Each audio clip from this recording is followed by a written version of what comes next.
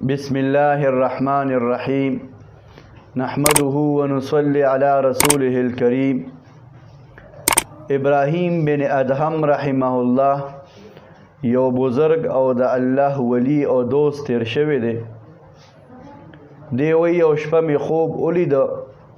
په خوب کې می فرشته ولید چې هغه فرشته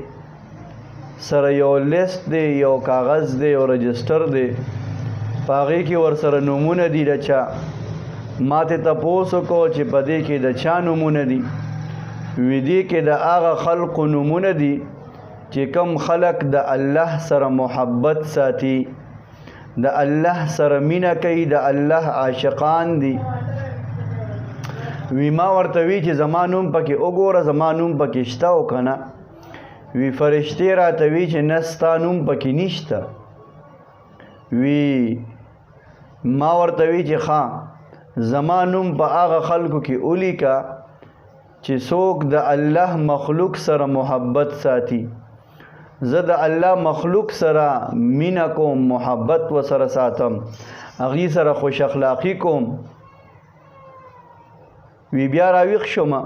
سره زه پس می بیا خوب ولید بیا ګورم چې فرشته دا یو لیست دی وسره رجستر دی وسره پاغې کې څه لیکي وی ما ورته وی چې دې کې څه لیکي وی چې دې کې د هغه خلکو نمونه دي چې چا سره الله محبت ساتي څوک د الله محبوبین دي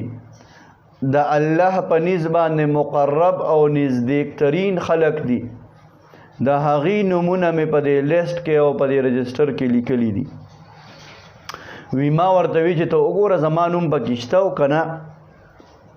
وی راته وی چې ستا نوم پکې د ټولو نړومبې لیکلی شوی دی لہذا معلومه دا شوه چې څوک د الله مخلوق سره مخلوق خدا سره محبت ساتي هغې سره نیکی کوي هغې سره خوش اخلاقی کوي هغه انسان به د الله محبوب جوړیږي الله به هغه سره محبت کوي د الله په نیز به هغه محبوب ترین او د الله قریب ترین انسان دا جوړیږي